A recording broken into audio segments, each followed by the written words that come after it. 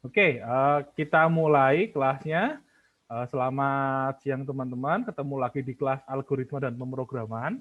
Sekarang kita masuk pada pertemuan yang ketujuh.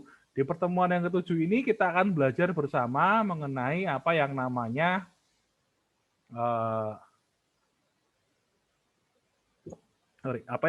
modular programming. Nah, sebenarnya kalau teman-teman perhatikan di kelas praktikum, kita sudah membahas modular programming, implementasinya seperti apa, cara menggunakannya seperti apa, manggil fungsi functionnya gimana. Nah, itu yang di kelas praktikum. Sementara di kelas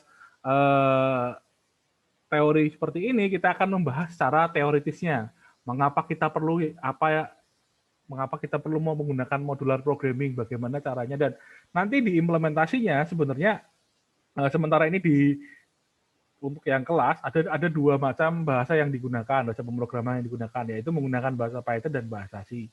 Bahasa C digunakan untuk menambah pengetahuan teman-teman supaya teman-teman bisa tahu kira-kira nanti kita bisa menggunakan modelnya seperti apa. Itu aja, ini untuk segala pengetahuan. Tapi nanti kalau implementasinya, ketika teman-teman diminta mengerjakan suatu tugas atau mengerjakan problem solving di kampus, teman-teman menulisnya menggunakan bahasa Python, it's okay, nggak ada masalah. Begitu. Oke, kita masuk ke materinya. Kalau teman-teman perhatikan slide-nya ada 52. Mantap juga nih. Semoga teman-teman kuat. Oke, kita masuk ke materinya. Yang pertama, agendanya tes kecil. Tadi sudah kita bahas ya. Tes kecil kita nanti akan dilaksanakan hari Jumat. Nanti teman-teman tinggal sesuaikan aja. Mungkin kalau teman-teman lihat dari kelas yang lain, kelas A, kelas B, kelas C mungkin agak berbeda karena Pak Anton mintanya hari ini. Sementara kami kemarin kita bikin kesepakatan hari Jumat, jadi kita running out hari Jumat aja, nggak masalah. Lalu kita kan hari ini kita kan belajar mengenai tes modular programming, lalu fungsi function-functionnya pada bahasa C dan Python. Seperti tadi saya katakan, bahasa C kita gunakan untuk ini di record belum kan? Udah ya. Bahasa C kita gunakan untuk pengetahuan, sementara nanti prefer teman-teman menggunakan Python karena biar sesuai dengan yang di praktikum. Nanti kita lihat bentuk umumnya seperti apa, deklarasinya seperti apa, definisinya seperti apa. Lalu kita lihat ada yang namanya function void dan non void. Lalu kita lihat apa yang namanya main function. Nah, main function. Nah, oke. Next-nya, oke. Nah, di sini kita akan belajar apa ya itu namanya modular programming. Nah, kalau di beberapa yang ini yang udah sering kita gunakan, modular programming itu gunanya untuk memecah masalah yang bisa jadi kecil, yang tadinya functionnya kita harus tulis satu-satu, akhirnya kita bisa gunakan dia dalam function yang reusable dan segala macam. Nah, ini yang dijadikan core atau dijadikan fungsi kenapa kita perlu modular programming. Nah, cuman yang membedakan kalau dalam bahasa C kita menggunakannya function, ini sintaknya ya, ini sintaksis banget. Jadi kalau dalam Python kita menggunakan apa yang disebut dengan def. Kalau teman-teman masih ingat praktikum kita yang minggu keberapa, minggu ketiga atau minggu keempat, 4 atau 5 yang membahas tentang modular programming, kita bikin fungsi ini, kita bisa beri nama functionnya. Nah, selain ini di sini kita sebut otomatis kalau kita bicara modular programming, function yang kita buat sendiri ya, bukan yang sudah build up function yang disediakan oleh bahasa pemrograman. Nah, yang seperti tadi fungsinya itu pasti gunanya spesifik. Misalnya contohnya di sini untuk mengecek dia itu termasuk bilangan prima atau tidak. Nah, tadi yang seperti dibilang salah satu manfaatnya kita bisa gunakan ini sebagai model yang fungsi yang dapat digunakan berulang-ulang atau biasa disebut dengan reusable function. Nah, pada beberapa fungsi dapat dikelompokkan menjadi satu atau yang disebut dengan namanya header file. Nah, ini kalau teman-teman yang pernah pakai bahasa C pasti sebelum kita memulai kita akan menambahkan library misalnya include s.io.h, input method.h itu yang difungsi. Nanti kalau di Python mungkin nanti kita akan menggunakan banyak ketika kita bermain dengan regex. Kita bisa menggunakan regular expression, kita harus import regex, nanti ada fungsi-fungsi yang sudah dibuat oleh Python-nya. Nah, next-nya, Kalau ini kita bicara sedikit mengenai apa paradigmanya, mengenai kenapa ada namanya modular programming. Nah, modular programming itu pertama kali diperkenalkan oleh Information and System Institute. Nah, ini dikenalkannya kira-kira tahun 86 pada National Symposium on Modular Programming ya. Jadi ya sudah termasuk lumayan juga, udah banyak yang pakai juga. Nah, salah satu tokoh yang terkenal di modular programming kalau diperhatikan itu ada yang namanya Larry Constantine. Nah, Larry Constantine. Nah, ini tokohnya yang mencetuskan modular programming, nah, tokohnya. Nah, seperti pada umumnya modular programming itu ya yang seringlah kita sebutkan dalam beberapa pertemuan-pertemuan terakhir ini kita mengubah masalah yang cukup besar kita bagi jadi berbagai permasalahan yang kecil-kecil supaya bisa lebih mudah diselesaikan. Nah, keuntungannya yang jelas program lebih pendek, lalu dibaca atau dimengerti lebih mudah. Yang ini yang penting mudah didokumentasikan. Nah, lalu ada yang namanya mengurangi kesalahan dan mudah mencari kesalahan. Kenapa seperti itu? Karena di sini salahnya itu bersifat lokal. Paling kalau kalian error, kalian tinggal cari functionnya ini, function ini yang belum sesuai. Ya paling function aja sih yang paling belum sesuai. Jadi teman-teman bisa lihat aja, kira-kira nanti functionnya seperti ini loh, ini yang mana. Jadi kita bisa mengisolasi kesalahannya di dalam satu dua functionnya. Nah, ini yang mudah didokumentasi. Kalau teman-teman nanti mungkin kalau di kelas Alpro kita masih belum melakukan dokumentasi yang baik ya, belum melakukan dokumentasi. Mungkin nanti kalau teman-teman sudah mulai skripsi atau sudah mulai bekerja di perusahaan yang kalian mengerjakan proyeknya itu tidak hanya 1-2 orang atau mungkin dalam tim, kalian akan sangat bergantung dengan apa yang namanya dokumentasi. Nah, dokumentasi sendiri bisa dikatakan jadi kayak semacam guideline dari program kalian itu yang bisa digunakan dalam dokumen untuk supaya nanti bisa dibaca mudah dengan tim-tim yang lain. Misalnya nanti modulnya harus seperti ini, penggunaan variabel yang di lempar-lempar seperti ini variabelnya, ini yang dokumentasi kayak ya semacam kalau dibilang mungkin semacam Bible-nya atau semacam kitabnya sebuah sistem. Nah, kalau sistem itu semakin kompleks sebuah sistem, biasanya kalau dicetak itu dokumentasi akan semakin tebal. Tapi kalau sekarang modelnya dokumentasi kebanyakan melalui Wikia dan segala macam, jadi tinggal online akses, page itu bisa kita gunakan, kita bisa baca. Itu yang untuk modular programming. Nah, next-nya kita punya, nah ini kita masuk ke dalam fungsi. Nah, fungsi itu kalau kita berbicara modular programming, pasti kita akan berbicara mengenai fungsi. Fungsi itu sebenarnya tuh masuk di bagian mana sih? Nah, secara umum kalau teman-teman perhatikan, itu kan pasti sambil setiap program yang kita buat atau setiap problem yang kita solve itu kan pasti ada hubungannya sama input, ya kan? Ada yang input, ada yang proses, ada yang output. Nah, fungsi itu kalau kita berbicara dalam modular programming ini masuknya itu ke bagian mana? Nah, fungsi sendiri itu dimasukkan ke dalam bagian prosesnya sendiri. Nah, kan kalau input kan sudah jelas inputannya, inputannya biasanya dari input keyboard atau input file. Mungkin setelah TTS kita akan belajar mengenai dengan file, input dengan menggunakan file, lalu outputnya berubah seperti apa yang ditulis ke layar atau ditulis ke file. Nah, ini fungsi ini itu ada di bagian prosesnya. Nah, kadang-kadang kan karena sebuah proses untuk sebuah sistem itu mungkin lebih kompleks atau segala macamnya, maka itu perlu kita sederhanakan dengan membuat fungsi. Biasanya fungsi sendiri itu tugasnya satu atau unik. Misalnya kalau teman-teman kalau teman-teman ingin membuat game, contohnya gitu, misalnya di dalam game, kita lihat ada karakter bisa bergerak, maka kita harus bikin dia fungsi, itu dia bergerak ke kiri, fungsi bergerak ke kanan, terus fungsi calling animation ke atas, fungsi ganti sprite-nya, nah itu contoh-contoh fungsi yang bisa kita gunakan nanti.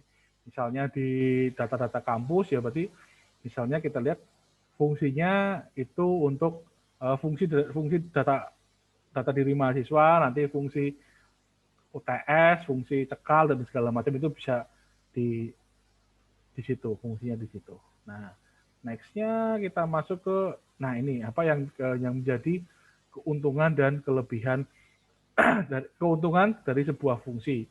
Yang pertama, fungsi sendiri dapat melakukan pendekatan top down dan divide conquer. Nah, divide conquer itu, kalau top down itu dengan fungsi kita kan bisa lihat, oh kalau sebuah program ini kita panggil, oh dia manggil fungsi A, katakanlah manggil fungsi calculate forecast, terus kita panggil oh fungsi calculate forecast di situ, atau misalnya kita panggil fungsi fungsi menghitung nilai rata-rata, oh kita panggil di situ. Lalu ada yang namanya divide and conquer.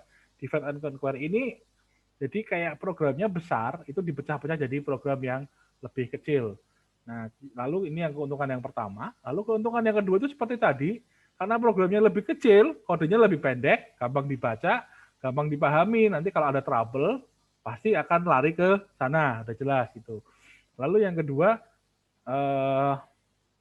karena bisa dibagi-bagi menjadi kecil, ditambah dengan dokumentasi yang bagus, maka programnya bisa dikerjakan secara simultan dengan banyak orang. Misalnya saya ngerjain modul A, terus Bu Nila mengerjakan modul B, terus misalnya si Mita ngerjakan modul C, terus si Berry ngerjakan modul D. Oke, sudah jadi semua. Nanti kita tinggal kompilasi, jadi itu programnya tuh. Nah, kayak seperti itu. Nah, lalu ada yang namanya mudah dalam mencari kesalahan, logikanya jelas. Kesalahan dapat dilokalisasi dalam satu modul tertentu, karena tadi kan sifatnya lokal. Nah, jadi, mana nih hasilnya yang nggak sesuai? Oh, ternyata cuma di modul perhitungan SKS loh. Oke, kita langsung ketemukan di modul kita SKS, kita uplak di situ. Kita tahu. Nah, lalu yang terakhir, yang ke 1, 2, 3, 4, 5, yang ke-6, ini yang penting, modifikasi program dapat dilakukan pada suatu modul tertentu tanpa mengganggu program keseluruhan. Jadi kalau misalnya teman-teman perhatikan, ini yang banyak diterapkan di arsitektur aplikasi yang sekarang. Jadi misalnya kita menggunakan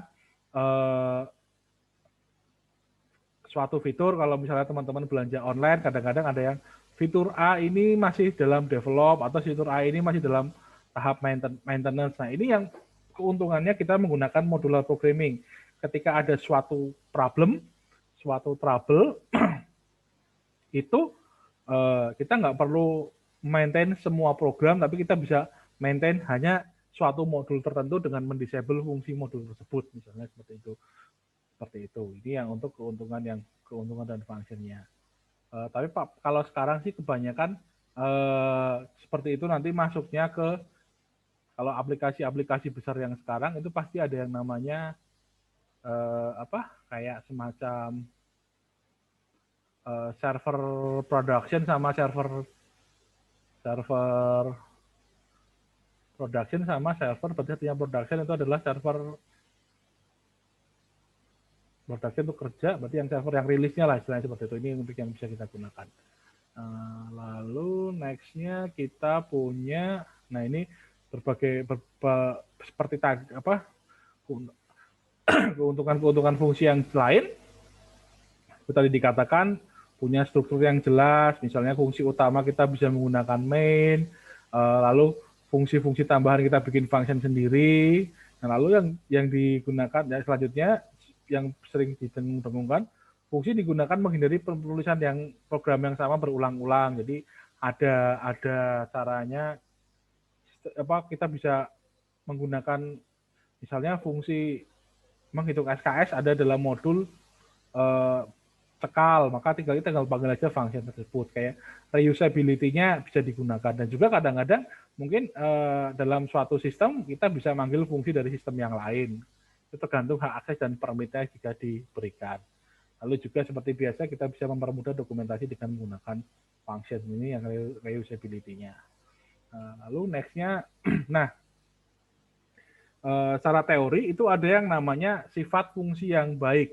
Nah, sifat fungsi yang baik itu yang adalah kalau diperhatikan itu dia punya nilai fan in yang tinggi. Jadi semakin sering suatu modul dipanggil, maka semakin tinggi nilai fan in-nya. Kalau itu yang fungsi yang baik. Lalu kalau nilai fan in-nya tinggi, maka harapannya nilai fan out-nya semakin rendah. Nah, ini kalau kita hubungannya dengan fan in dan fan out, itu kalau fan in itu semakin sering digunakan jadi semakin umum, sementara kalau fan out itu semakin spesifik, misalnya fungsi SKS, jadi kan cuma untuk nilai fungsi rata-rata SKS. Misalnya kalau fungsi data diri kan kita bisa manggil fungsi banyak. Nah, ini. Lalu yang ketiga memiliki self-contained yang tinggi, artinya kemampuan untuk memenuhi kebutuhannya sendiri. Fungsi itu dapat istilahnya kalau dia akan di-running, maka semua parameter yang jadi input, yang jadi outputnya sudah siap atau sudah running semua di dalam. Kalau kita bicara program, mungkin yang di dalam memori sudah running, tinggal running ke functionnya itu sendiri.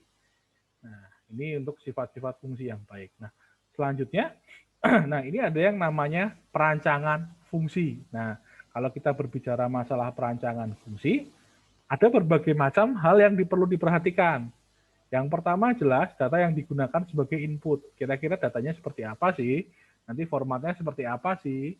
Terus apalagi data, format, polanya seperti apa? Nah, lalu ada yang kedua, informasi apa yang diberikan oleh fungsi yang dibuat ke pemanggilannya, prosesnya. Misalnya ini sangat erat hubungannya dengan inputan.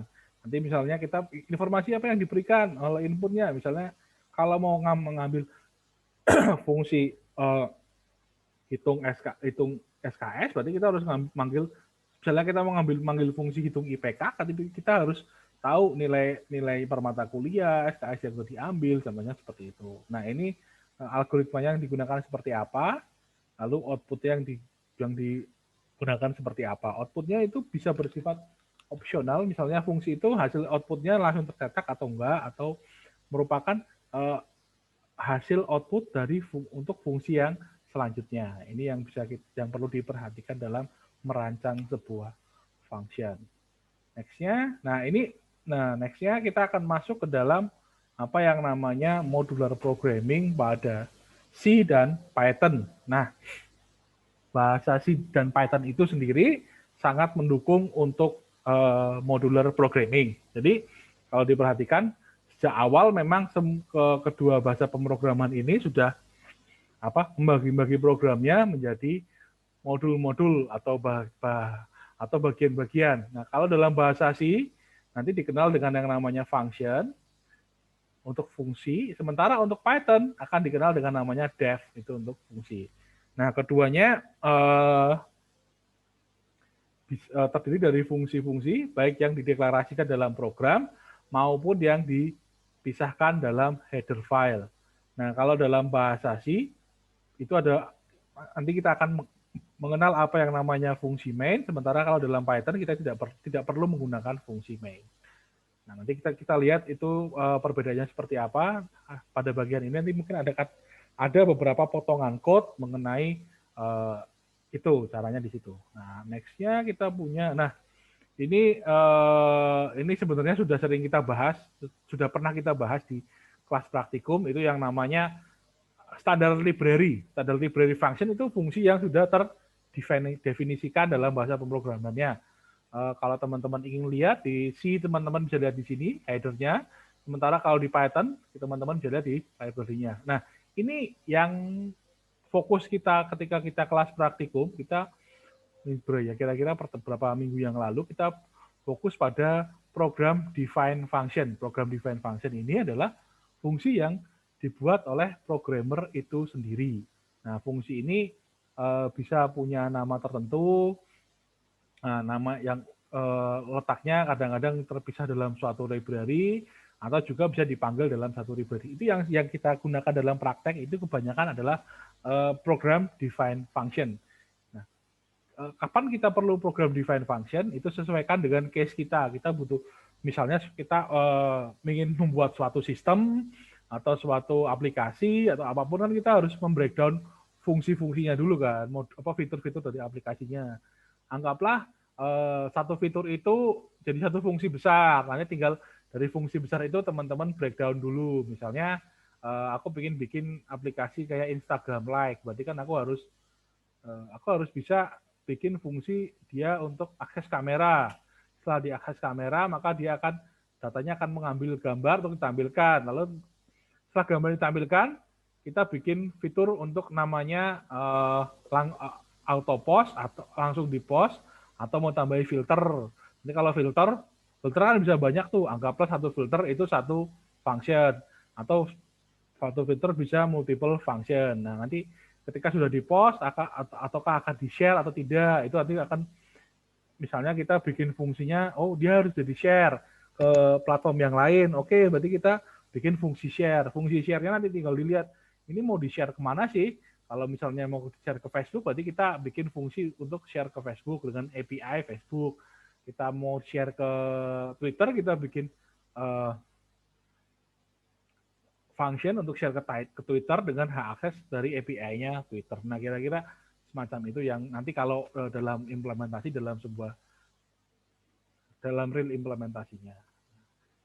Next-nya kita punya, kita punya contoh kasusnya. Misalnya di sini kita ingin menghitung jarak dua titik menggunakan Euclidean distance. Apakah ada yang tahu Euclidean distance itu apa? Halo? Halo? Halo teman-teman? Halo teman-teman, apakah ada yang tahu Euclidean distance? Halo? Halo teman-teman, wah diam semua nih, kayaknya jam makan siang nih, repot juga nih. Ini menggunakan Euclidean distance. Euclidean distance itu untuk menghitung jarak dua titik dalam koordinat, hampir mirip sama Pythagoras. Kalau Pythagoras kan dia titik A, titik B diakar, dikuadratkan kan. Ini hampir mirip, tapi biasanya digunakan dalam bidang 2 dimensi dan 3 dimensi. Itu cara menghitung jarak paling mudah. Nah, ini contohnya solvingnya, misalnya kita bisa tentukan mana yang inputnya, mana yang prosesnya, dan mana yang outputnya. Inputnya misalnya dalam satu koordinat, bidang titik koordinat itu misalnya dalam bentuk XY, terus kita implementasi rumusnya, lalu kita hasilkan perhitungannya. Ini contohnya misalnya di sini dikatakan dalam bahasa C. Nah, ini inputnya, ini outputnya, ini prosesnya. Biasanya dalam X1 dan X2 input. Nah, lalu tampilkan nilai X-nya, nah, lalu hitung jaraknya. Nah, ini fungsi utamanya. Nah, kalau kita lihat, ini untuk inputnya. Ini untuk penghitungan jaraknya, nanti di sini proses perhitungan jaraknya di sini. Nah, kita lihat ini potongan-potongan kodenya. Nah, misalnya di sini ada dua titiknya 2,3 dan 5,7. Nah, kalau diperhatikan titik Euclidean distance-nya berapa? Misalnya jaraknya tinggal dihitung 5-nya. Nah, cara menghitungnya, rumus Euclid-nya adalah seperti ini, teman-teman. X1 min X2 kuadrat plus X1 min Y2 kuadrat. Ini untuk yang bidang 2 dimensi. Nah, ini cara rumusnya seperti ini. Ini prosesnya tinggal dimasukkan seperti ini aja. Nah, kita punya X1-nya seperti ini, X2-nya seperti ini. Nah, ini untuk yang 2 dimensi. Nanti kalau untuk yang 3 dimensi, berarti ada Z-nya. Gitu. Ini cara rumus paling sering digunakan untuk menghitung jarak antara dua titik. Nanti dalam bidang koordinat tinggal A atau B atau C, ini digunakan ke dalam sistem. Digunakan kalau misalnya teman-teman bermain dengan traveling salesman problem, terus bentukan jarak terpendek, itu kan pasti akan ada koordinat-koordinat itu, ini yang akan digunakan. Oke, lalu next-nya ini beberapa implementasinya. Kalau di dalam bahasa C, ini dalam bahasa Python, misalnya ini Euclid-nya, caranya, nama return type-nya, terus function-nya Euclidean, parameter apa yang digunakan. Nah, ini adalah Ini adalah rumus yang digunakan. Nah, Jaraknya kan rumusnya seperti semacam ini. X1, X2 dikuadratkan terus dikuadratkan ditambah Y1 min Y2 dikuadratkan, terus habisnya diakar kan. Nah, ini dalam Python-nya. Ini untuk menentukan region value-nya. Begitu. Nah, begitu. Oke. Nah, ini contohnya dalam bahasa C, overall hampir sama.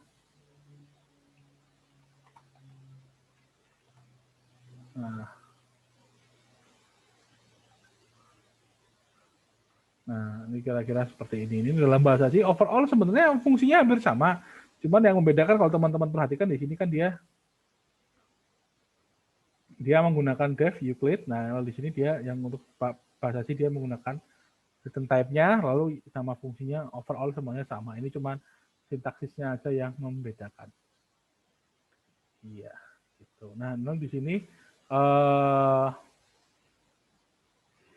contoh programnya dalam bahasa C untuk lengkapnya. Kita dalam bahasa C kan pasti ada yang namanya header-nya. Ini function-nya, ini main-nya. Nah, lalu kalau kita lihat dalam Python, ini dia menggunakan math. Nah, ini function-nya, ini untuk input output-nya.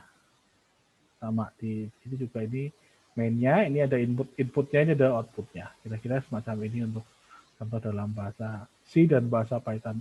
Overall, secara garis besar, hasilnya itu sama semua. Logiknya itu sama, yang membedakan hanya sintaks. Jadi kalau teman-teman nanti bisa dapat ini, yang penting yang perlu diperhatikan adalah sintaknya. Yang perlu diperhatikan adalah logik. Yang perlu diperhatikan adalah logiknya. Semua logiknya ini otomatis bisa digunakan untuk berbagai macam bahasa pemrograman. Begitu teman-teman.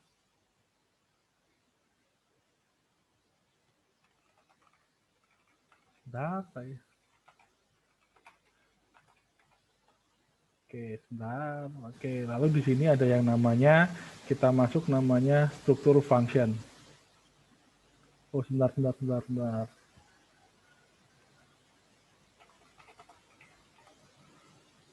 Ada yang namanya struktur fungsi. Nah, kalau kita ingin masuk ke dalam struktur fungsi, yang pertama kita harus jelaskan adalah deklarasi dari fungsi itu sendiri. Nah, fungsi prototype dan declaration-nya. Yang jelas, deklarasi dari function itu terdiri dari function-nya apa, yang function-nya, data yang dikembalikan, dan data yang dikembalikan. Sementara tidak ada kode implementasi dalam function tersebut. Ini untuk deklarasi function-nya ya, bukan dari function-nya. Kalau bentuk umumnya, kalau dalam bahasa C kita bisa menggunakan tipe datanya, misalnya integer, void, bla bla bla. Lalu menggunakan void name function-nya, lalu argumen 1 dan argumen 2-nya apa.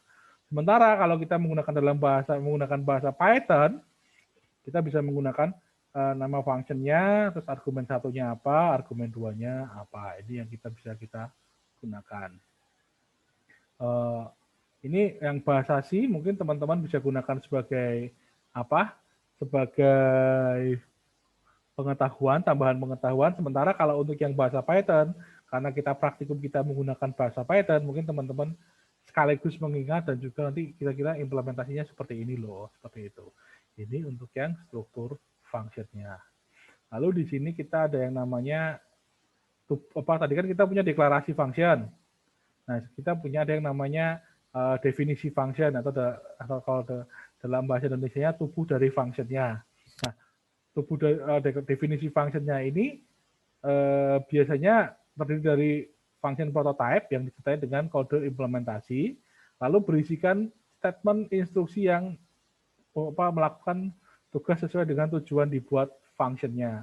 Misalnya function-nya untuk menghitung jarak, pasti dia akan menambahkan perhitungan jaraknya, misalnya seperti itu. Lalu ada yang, lalu di sini ada tambahan, harusnya di sini ada tambahannya itu yang namanya return. Nah, fungsi return ini kadang-kadang opsional ya, ada tambahan return biasanya kalau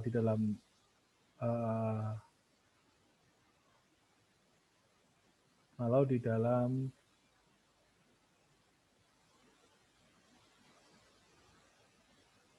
Biasanya ada tambahan return sendiri, sifatnya kadang-kadang opsional sih. Opsional, kenapa sifatnya opsional? Dia bisa digunakan atau tidak. Nanti kita lihat penggunaannya seperti apa. Nah, lalu kita for function. Nah, ini contohnya dalam bahasa C. Ini modelnya seperti ini, return type-nya, nama fungsinya, parameternya, function body-nya. Lalu ini yang dalam Python yang sering kita gunakan. Nah, ini teoritis sekali. Mungkin beberapa teman-teman yang sudah tahu, oh kayaknya ini fungsinya akan sangat membosankan, tapi ini akan menambah pengetahuan kita supaya ternyata fungsi itu seperti ini loh. Yang teman-teman yang masih belum paham bisa memahami lebih dalam. Nah, ini fungsi Python, lalu ada yang namanya deklarasi fungsi. Nah, untuk deklarasi fungsi sendiri, biasanya adalah fungsi itu namanya unik. Argumen itu bisa ada atau tidak, opsional, digunakan untuk menerima argumen atau parameter. Antar argumen biasa dipisahkan menggunakan tanda koma. Nanti kita lihat argumennya itu seperti apa, apakah mana yang namanya argumen, mana yang namanya parameter. Nah, kalau teman-teman perhatikan. Lalu ada yang namanya suatu fungsi perlu dideklarasikan sebelum digunakan. Ini perlu tapi tidak harus, biasanya sesuai dengan bahasa pemrograman yang digunakan. Lalu di sini untuk alasan dokumentasi, nah ini untuk alasan dokumentasi, biasanya itu fungsi di-declare terlebih dahulu. Deklarasi fungsi ditulis sebelum fungsi tersebut digunakan. Nah ini biasanya sangat erat hubungannya dengan dokumentasi. Nah, oke, next-nya kita punya namanya definisi function.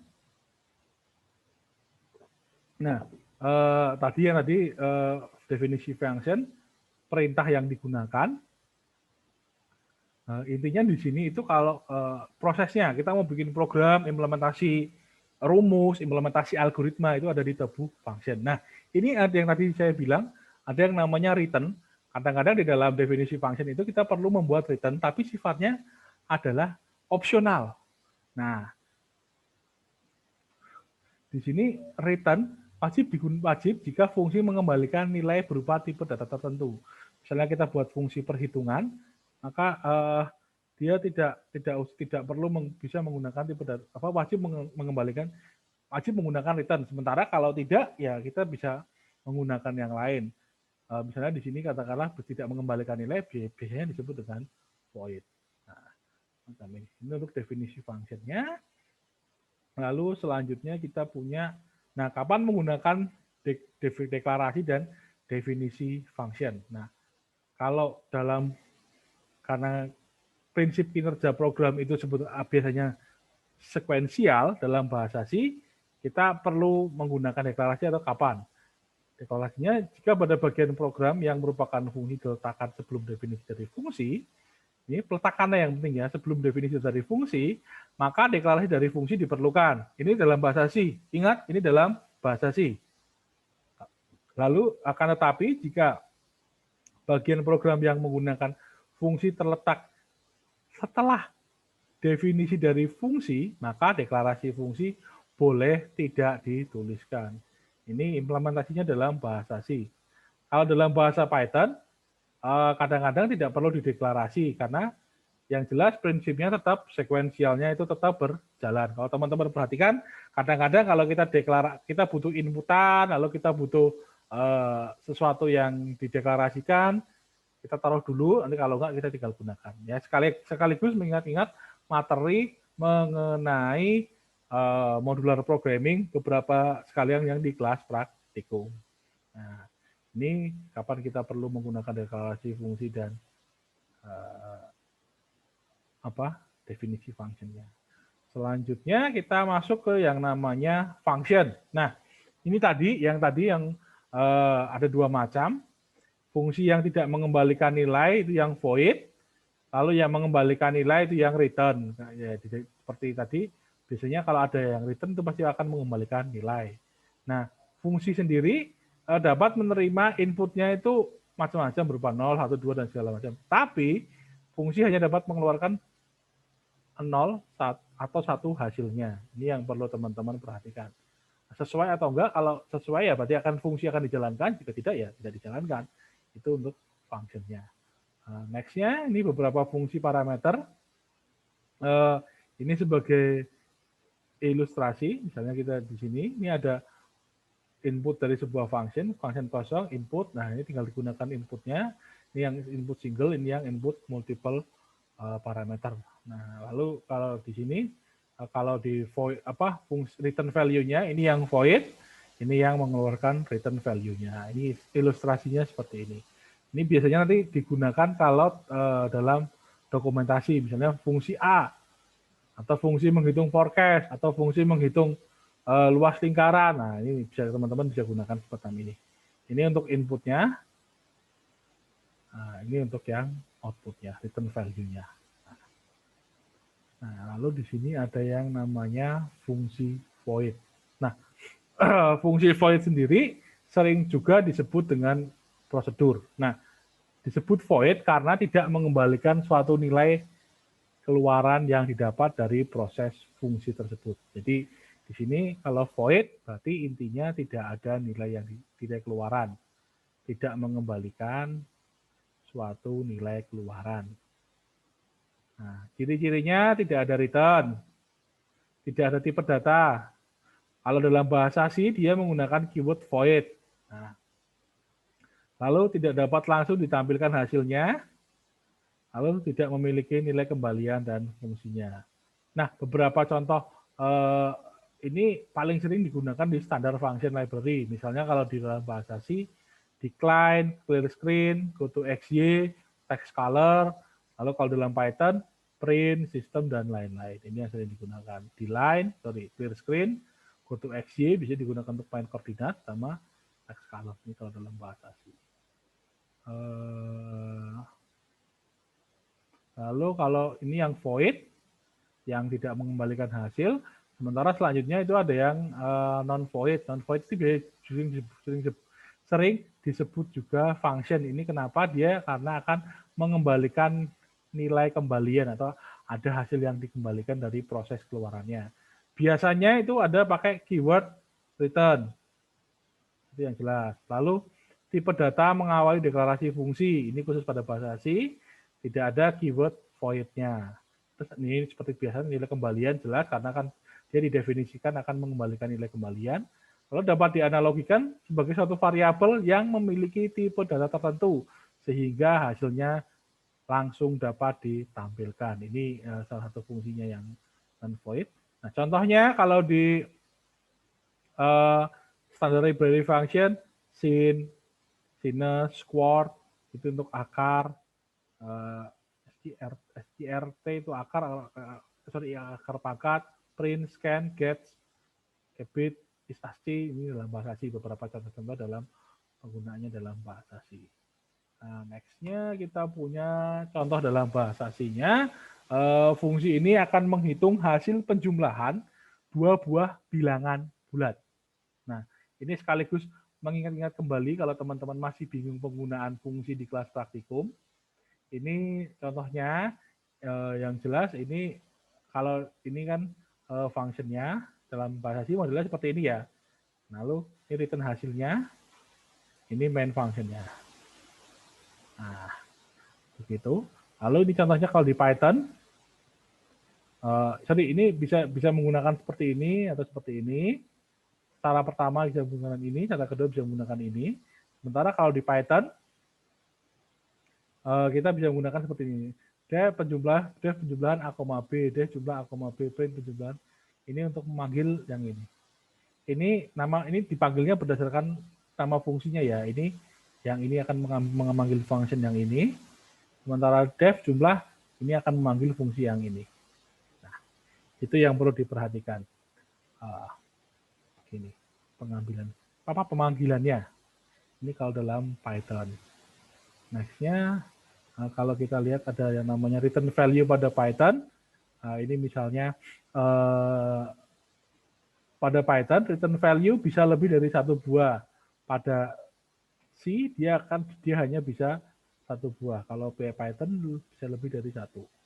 Nah, Contohnya, misalnya di sini kita punya rumus ABC. Rumus ABC itu misalnya D sama dengan B kuadrat plus 4AC. X1 sama dengan min B plus mat squared, ini untuk SQRT, min B plus akar pangkat D per 2 pangkat A. D per 2 kali A. Yang ini yang B, untuk menemukan X1, X2. Nah, kita bisa menghasilkan nilai X1, X2. Kita bisa tambahkan nilai returnnya. Nah, ini nilainya akan menggambarkan yang ini, X1 sendiri, X2 sendiri. Nah, misalnya contohnya ketika di running, A-nya semacam, A-nya kan inputnya harus ABC gini kan. ABC berarti kita declare A, 1, B, min 5, C, 6, lalu hasil rumusnya kita panggil ini, rumus ABC, A1, B, min 5, C, 6. Kita print hasilnya, lalu ini untuk hasil yang X1 dan X2-nya. Nah, ini cara penggunaan fungsi return value pada Python. Nah, ini yang contoh-contohnya. Nextnya kita punya misalnya ini mungkin bisa dipikirkan teman-teman. Misalnya teman-teman bisa mendefinisikan sebuah fungsi yang dapat menentukan jumlah koin minimum untuk merepresentasikan suatu uang tertentu yang diberikan. Ini kira-kira void atau non-void. Lalu yang kedua, mendefinisikan sebuah fungsi yang menampilkan konfigurasi koin minimum untuk merepresentasikan suatu nilai uang yang diberikan. Ini yang perlu teman-teman perhatikan, dia termasuk dalam void atau non-void. Nah, kira-kira kalau yang pertama ini, void atau non-void? Ada yang tahu? Apakah ada yang tahu? Apakah ada yang tahu? Nah, sudah kalau masih diam semua, kita lihat next selanjutnya. Nah, di sini kita lihat. Nah, misalnya kita punya koin 1, 2, 5, 10 ini ya koinnya. Nah, ini nilai uangnya, koin minimumnya. Misalnya nilai uang 97, maka koin minimumnya adalah 11. Nah, kira-kira ini ada hasil return value-nya atau enggak, maka dia termasuk void atau non-void. Nah, begitu. Nah, ini contohnya dalam bahasa Python implementasinya, misalnya kita punya def koin nilai uang. Misalnya koin 1 sampai 10 kita declare 1, 2, 5, 10 kita declare seperti ini. Kalau koin 1 maka nilai uang dibagi 10, nilai uang modul di floor dari 10, lalu di modul 10. Kalau koin 5 dibagi 5, di floor 5 nilai uangnya seperti ini. Koin 2, koin 2, koin 1, lalu kita return jumlahnya. Ketika koin 97, maka hasilnya akan menjalankan menjalankan function yang ini. Nah, gitu. Nah, di sini misalnya koin ini contohnya dalam bahasa C. Overall hampir sama. Ini fungsinya kalau dalam Python, ini pemanggilannya. Kalau dalam bahasa C, ini juga sama, ini fungsinya.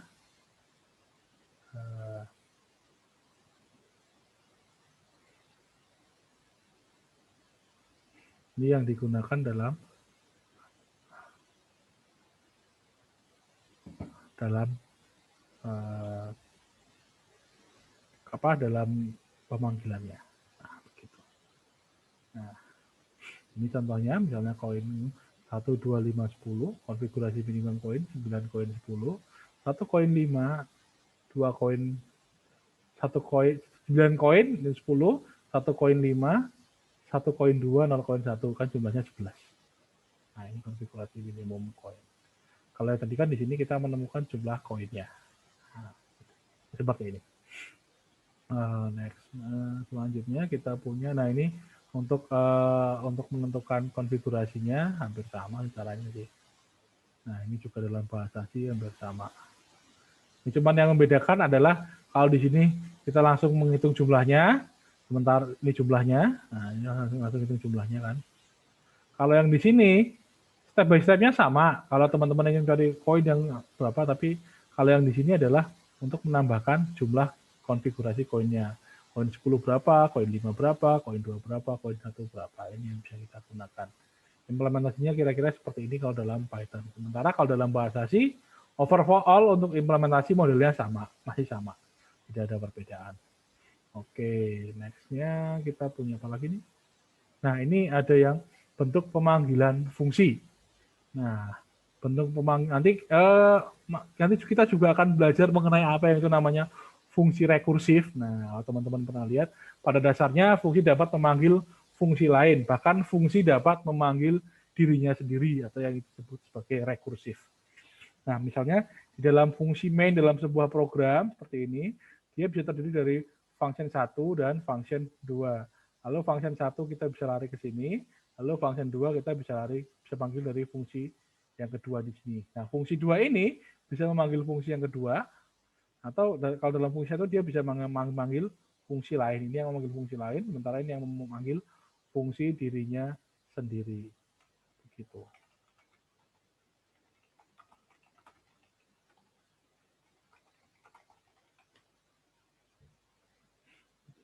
Nah, lalu di sini outputnya, misalnya kita punya semacam ini.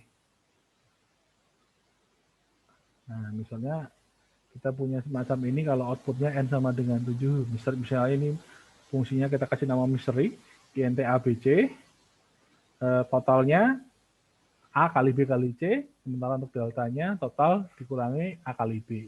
Maka dia akan mengembalikan nilai deltanya. Nah, masukkan N, dan F-nya hasilnya mystery N 10, 3. Berarti N-nya 3, N-nya 7, ininya B-nya 10, B-nya 10, C-nya itu 3. Nah, ini kira-kira hasilnya berapa? Nah, kita lihat misalnya, kalau di contohnya misalnya seperti ini, N-nya 7, B-nya 10, C-nya 3. Totalnya tinggal dikaliin aja, 7 kali 10 kali 3. 7 kali 10, 70, kali 3, 210, gini kan. Nah, teman-teman tinggal manage 210. Lalu 210 kurangi ini, delta sama dengan total 210 dikurangi A kali B 70, A kali B 70. Nah, apa tuh? Hitung deltanya sama dengan berarti ketemunya 140. Nah, kira-kira semacam ini. Hitung nilai dari deltanya. Nah, ini contohnya misalnya inputnya 435, tinggal diikutin aja step by step-nya yang di sini. Ini 435, terus dari sini ketemu deltanya, maka dia akan ngelihatan nilai delta. Misalnya 435, 4 kali 3, 12 kali 5, 60. 60 min 12, 48. Nah, ketemu kan ini juga berlaku untuk yang lain, yang 344, 621. Nah, kira-kira seperti ini. Nah, lalu next-nya kita punya contoh, misalnya kita ingin mendefinisikan dua buah fungsi, yaitu fungsi hi yang akan menampilkan tulisan hi apa kabar, dan fungsi hello yang akan menampilkan tulisan hi how are you. Nah, gunakan kedua fungsi tersebut dalam sebuah program sehingga menghasilkan 5 baris output seperti berikut. Berarti hi apa kabarnya kira-kira berapa kali? 1, 2, 3. Lalu how are you dia akan menghasilkan 2 kali. Ya. Jadi tinggal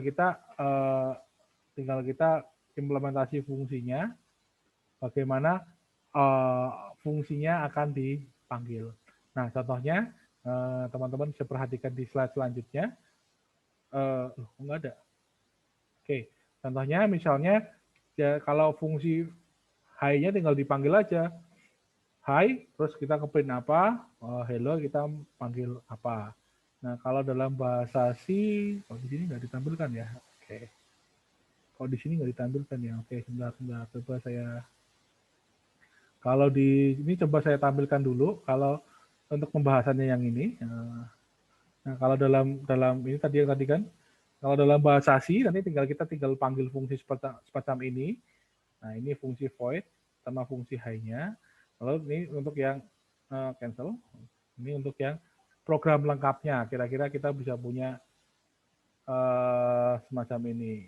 Nah, lalu hi apa kabar? Ini tinggal implementasi aja di fungsi mainnya. Kita panggil mau menampilkan berapa kali. Tadi kan kalau di sini kita punya fungsi hai apa kabar, how are you, berarti ini manggil fungsi hi, ini manggil fungsi hello, lalu ini manggil fungsi hi lagi, manggil fungsi hello, manggil fungsi hi lagi. Nah ini tinggal hi, hello, terus kita return nilai zeronya begitu. Ini untuk yang implementasi ada yang ini.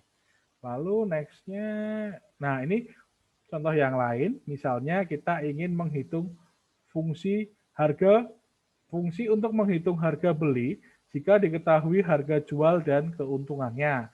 Contoh, misalnya Santi ingin menjual sepedanya seharga Rp525.000. Jika dia mendapat keuntungan 5%, berapa harga belinya? Misalnya seperti itu ya. Nah, lalu misalnya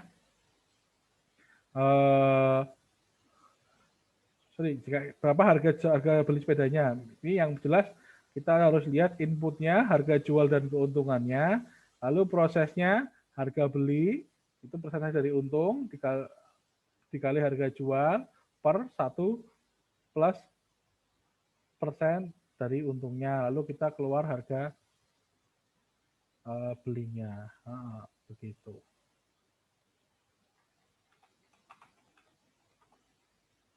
Nah, begitu kita bisa lihat di sini. Nah, untuk contoh fungsi yang lain. Nah, ini contohnya misalnya dalam bahasa C, di sini Pak Anton bikin slide-nya dalam bahasa C, jadi kita bisa lihat outputnya misalnya 25.000, maka kita bisa lihat implementasi programnya seperti ini untuk functionnya, float, nah, jual keuntungan, tinggal dicari aja, tinggal dimasukkan, lalu ini untuk yang bagian yang function main-nya. Nah, kalau dalam bahasa Python, kita lihat di slide satunya apakah ada dalam bahasa Python. Nah, ini dalam bahasa C. Oke, berarti tidak ada. Nah, kira-kira sebelum kita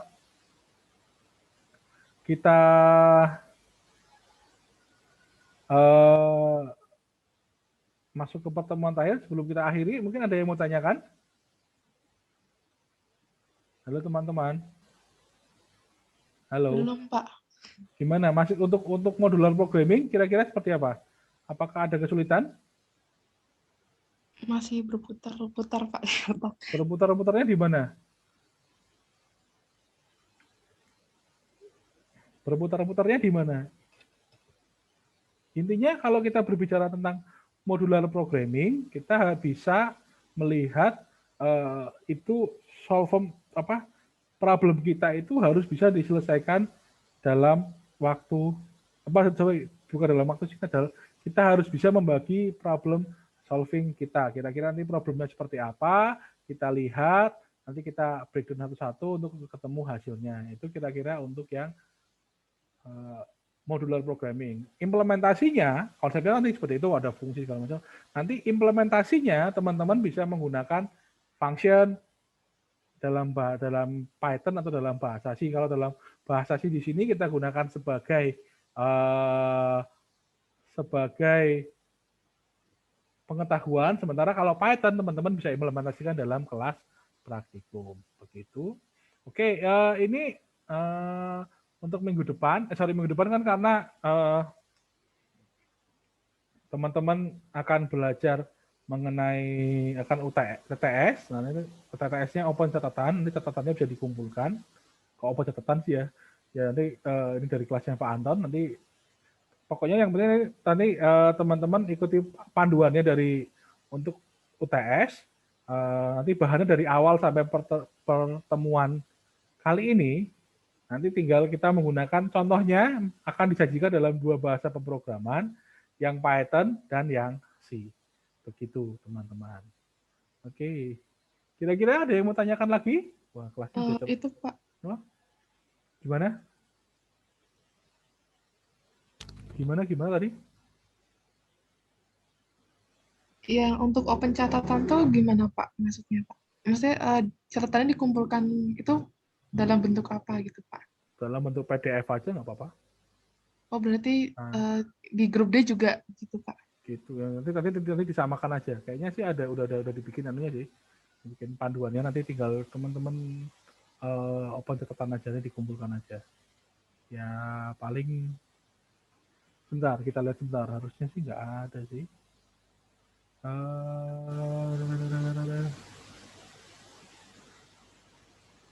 Kayaknya sih tidak ada sih, tapi nanti kalau teman-teman mau bikin catatan silakan digunakan, tapi kalau enggak ya nggak masalah sih. Nanti kalau mau dikumpulkan paling akan disediakan tempat untuk mengumpulkan catatannya, begitu. Berarti kalau nggak mengumpulkan catatannya nggak apa gimana Pak? Kayaknya nggak masalah sih. Oh iya, baik Pak, Tapi makasih. kalau mau 3 poin mungkin ditambahkan ya boleh sih. Kalau teman-teman yang ingin mengumpulkan 3 poin nanti tak buatin untuk mengumpulkan catatan di sini untuk yang grup D tanggal 24 kan. Tapi dia akan dibuka ketika TTS ya, ketika pada hari saat TTS-nya itu aja. Gitu. Panjangnya ya kalau namanya catatan kan berupa rangkuman atau ringkasan ya, jangan semua PowerPoint kalian masukkan semua gitu, paling ya 1 sampai 2 halaman cukuplah dalam bentuk PDF. Nanti akan dikasih tempat untuk mengumpulkannya. Begitu teman-teman. Oke, Ada yang mau Pak. tanyakan lagi yang lain? Belum Ya, oke. Yang penting intinya teman-teman tetap pelatihan bagaimana cara menggunakannya, pahami konsepnya, dan nanti karena di ujian nanti mungkin akan menggunakan bahasa pemrograman sih, akan ada 2 bahasa pemrograman untuk kelas teori, jadi teman-teman yang penting paham konsepnya aja. Oh, kira-kira kalau untuk yang dalam bahasa C modelnya seperti ini loh, ini ada functionnya, ini ada function main-nya gitu kan. Kalau dalam Python kan kita tidak menggunakan function main, jadi kita bisa gunakan itu aja. Intinya seperti itu. Kalau seperti itu. Oke, mungkin kalau ada lagi yang mau tanyakan? Oke, mungkin kalau tidak ada pertanyaan, mungkin kelas kita bisa kita akhiri. Nanti kita ketemu lagi di kelas praktikum. Kelas praktikumnya kita akan belajar bersama tentang string. Nah, nanti kita lihat seperti apa, kita akan manipulasi dan segala macamnya. Oke, mungkin sekian dulu kelas kita kali ini. Kita ketemu lagi ini ada sekitar 45 menit ya, lumayan lah teman-teman bisa mungkin makan siang dulu atau yang lainnya. Oke, mungkin sekian dulu kelas kita kali ini, kita ketemu lagi di kelas praktikum nanti siang. Oke teman-teman, terima kasih. Oke, Pak. Makasih, Pak. Terima kasih, Pak.